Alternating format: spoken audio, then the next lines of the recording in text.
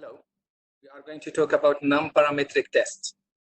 Okay, did we have parametric tests? Yes, we do. We did the t-test, z-test, analysis of variation or ANOVA test. Okay, we have done f-test for comparing variance. Okay, so all of what we have done so far, we call it parametric tests. Okay, today we are going to talk about non-parametric tests. Before I start, I'm just asking you,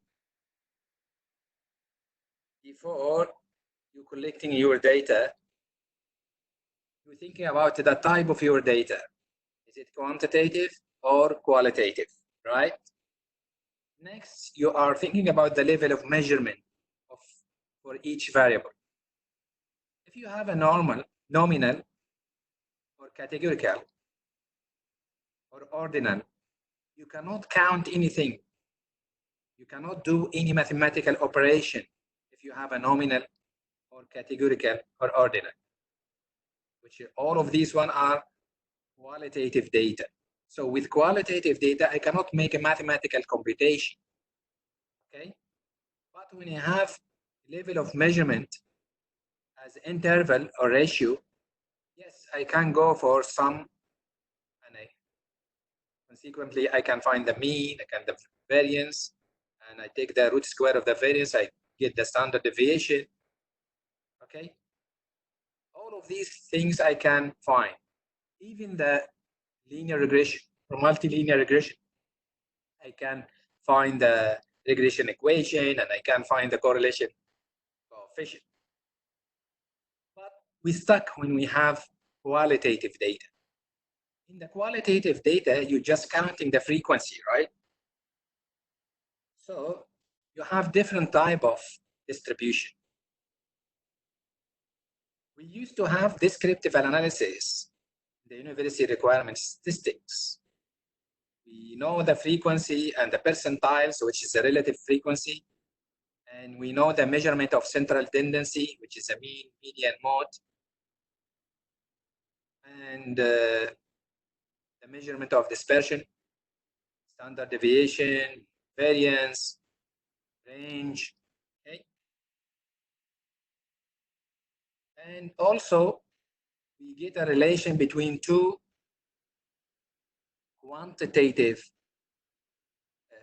two variable with interval or ratio measurement, or even if it is ordinal, we can get the correlation coefficient, what we call it Spearman.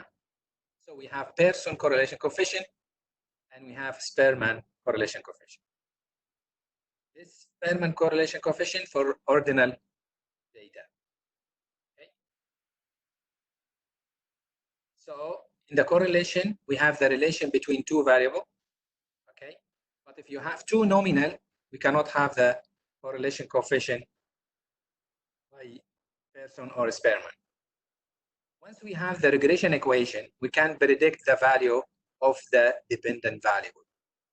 Dependent variable, once we just substitute by the independent variable in the equation, we can predict the variable, the independent variable. Next, we analyze the difference between groups, and we use z-test, t-test, one-way ANOVA, and we compare means, and also we compare the variance using f-test.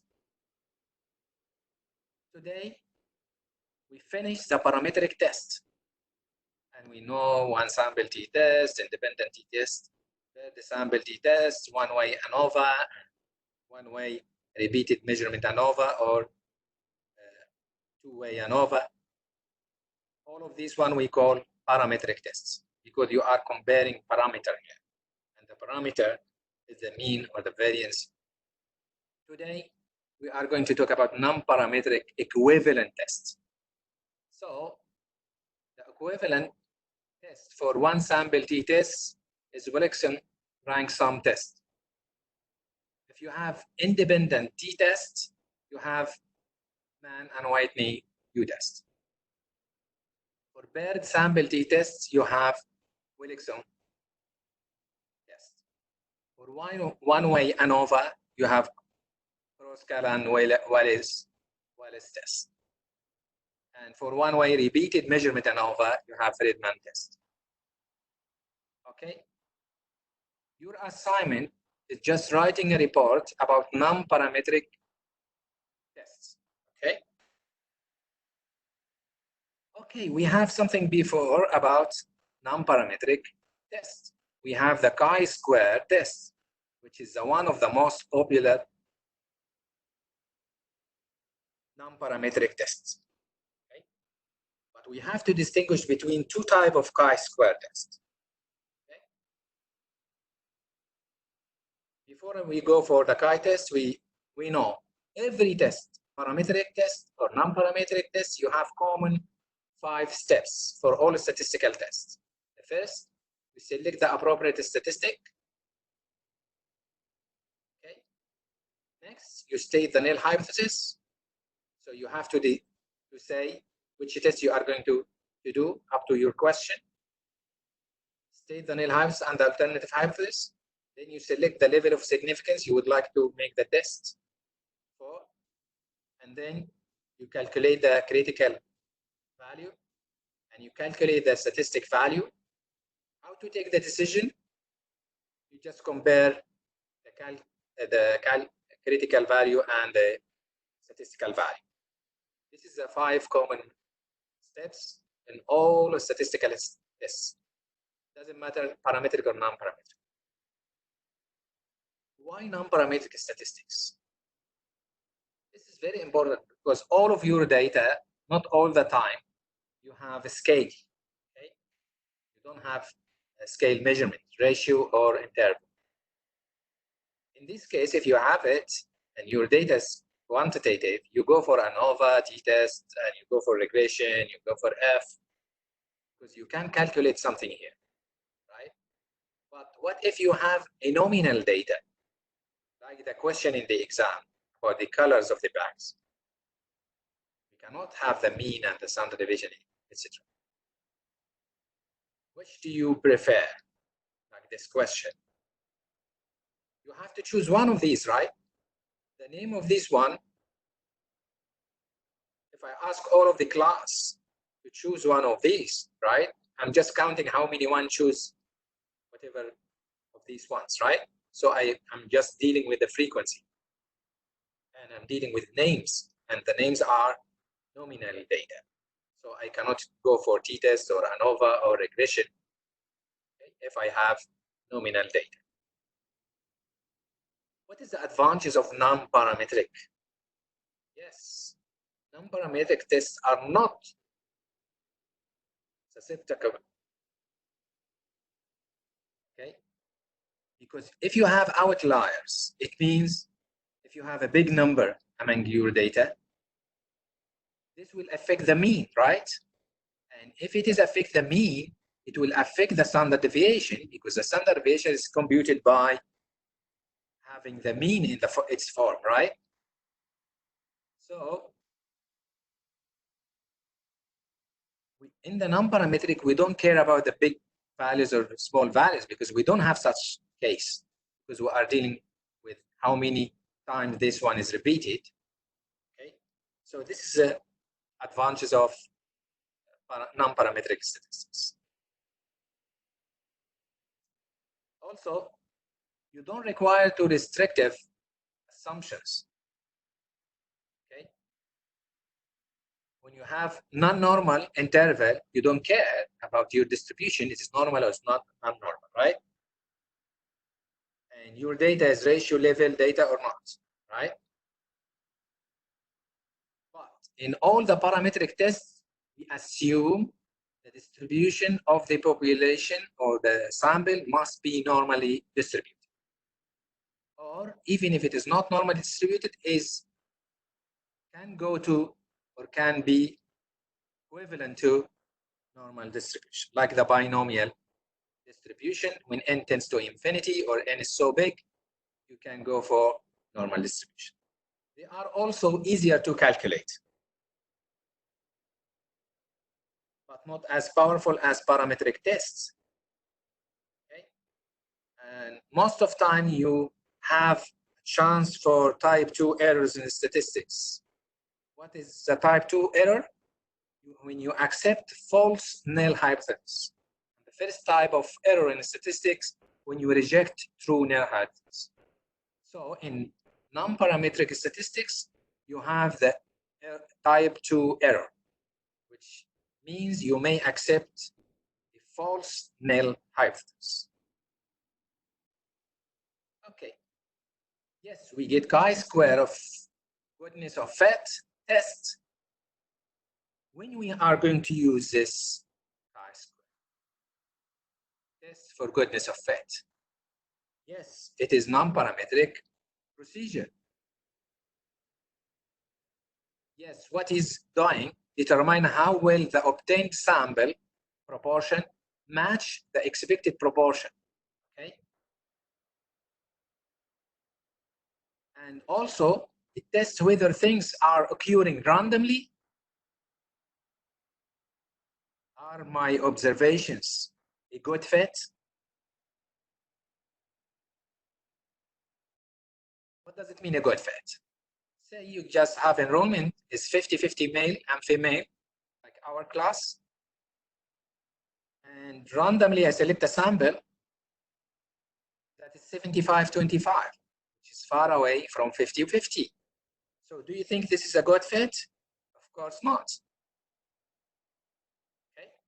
But if I have enrollment is really 80-20, do you remember the Pareto chart? Yes, in Pareto chart, he has 80-20, okay, percent. But after you have random sample, you found 75-25 sample good fit. It is not too far from 80-20, right? So do you think this is a good fit? Yes, it is a good fit. Okay, what is the assumption of using chi-square for goodness of fit? This is the main point. Yes, I have independent variable, okay, and single categorical variable. I have only single variable. I don't have two variables. I have only single categorical variable. Okay. This is the main point of all of these assumptions, right? And also the expected frequency not less than 5. One of the category, if you have a questionnaire, don't make less than 5 questionnaire. Catch my point? So this is, what does it mean? Expected frequency not less than 5. And the main point is you have a single categorical value to use chi-square test for goodness of fit. Now, this is an example of this one. Yes, I have only one variable, which is a beer type, and I have this sample by observation. So I can test they are equally or randomly observed or not, or there is preference among one of these or not. This is the same meaning. So in this case, I have a single variable with different category. So I go for chi-square test for goodness of fit. Yes, I have only single variable with 3 categories, so I will go for chi-square test for goodness of fit. So you go for chi-square test for goodness of fit when you have a single categorical variable with whatever number of category, k categories, and you have to say the null hypothesis. What is the null hypothesis? No preference. And the alternative, there is a preference. Okay?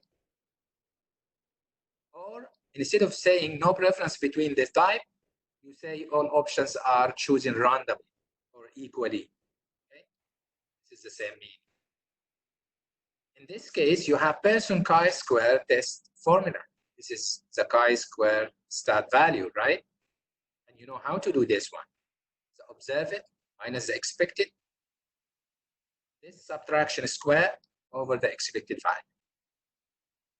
Next, you have to know the alpha value, and the degree of freedom in this case is the number of category minus 1, right? Not the sample size or the total number of items you have in your sample minus 1. No, it's not like t-test or z-test, right? The degree of freedom here depends on the number of categories in your single variable, because you are using chi-square goodness of fit. Yes, once you know the alpha and you know k minus 1, you go for the value in the chi-square table. Why you didn't divide it alpha by 2? Because I know the chi-square, anything square is positive. So you have only positive value, right? So once you have positive value, you will have only right tail test. Okay? So please don't divide it alpha by 2 and don't make two tail tests for chi-square goodness of fit. It is only right tail test. And the degree of freedom is the number of categories of your single categorical variable minus 1. And from the table, you can go for the degree of freedom first and go for your alpha up here and you find the value. Okay. Let's go for this one.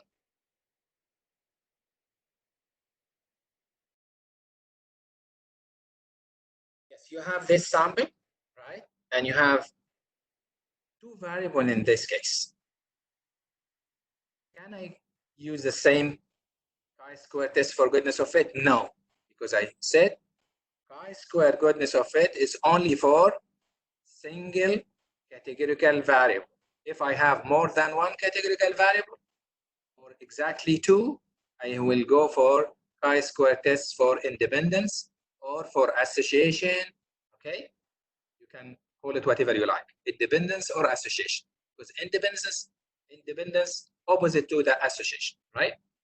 So yes, the chi-square test for independence or for association evaluate the relationship between the two variables. So remember, two variable in chi-square test for independence or for association, and one single variable here in the chi-square test for goodness of fit. Okay, and we have done this one using Excel, if you remember. Okay. And we know how to find the degree of freedom, which is the number of category in the first variable minus 1 times the number of category of the second variable minus 1. I have three categories here in the colors, so I have 3 minus 1. And I have here for genders, I have 2 categories, so 2 minus 1 times 3 minus 1, I have 2.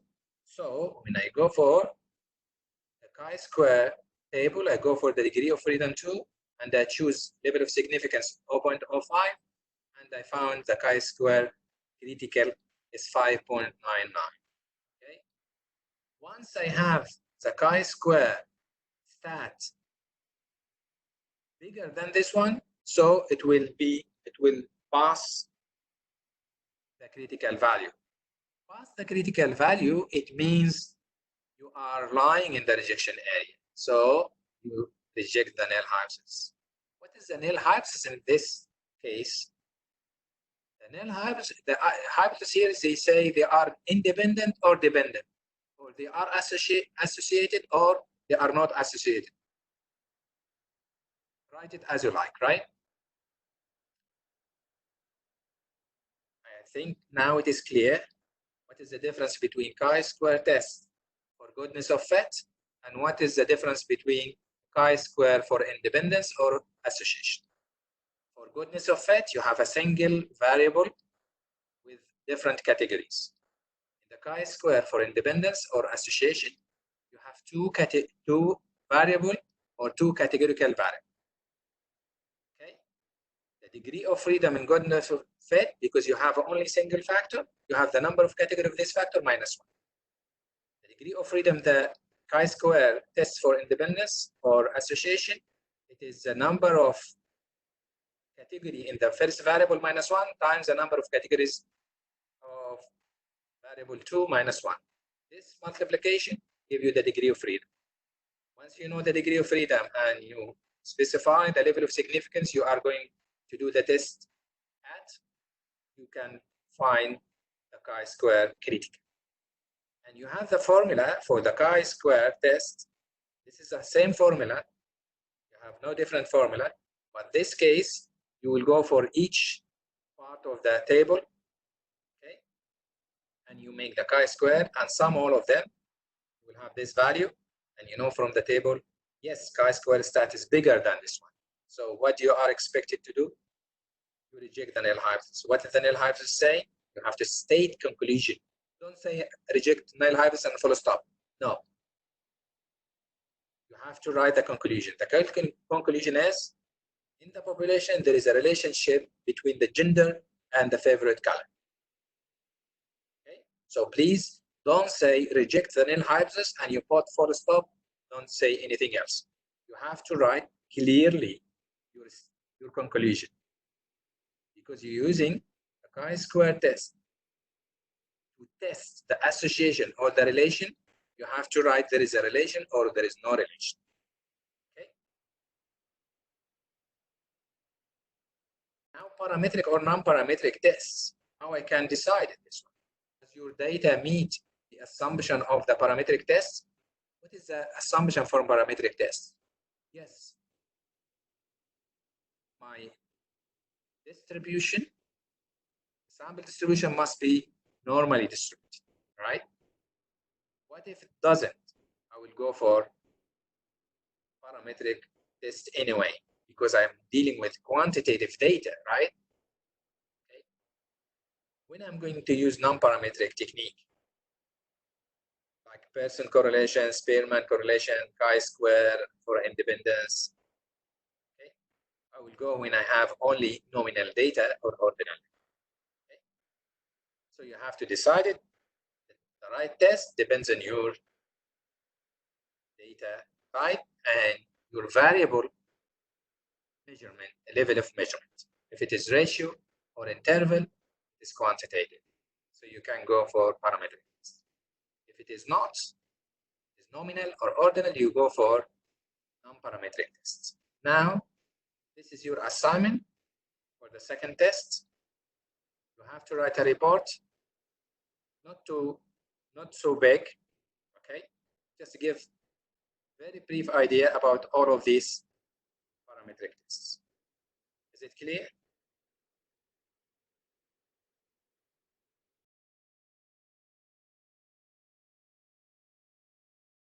So this is your target.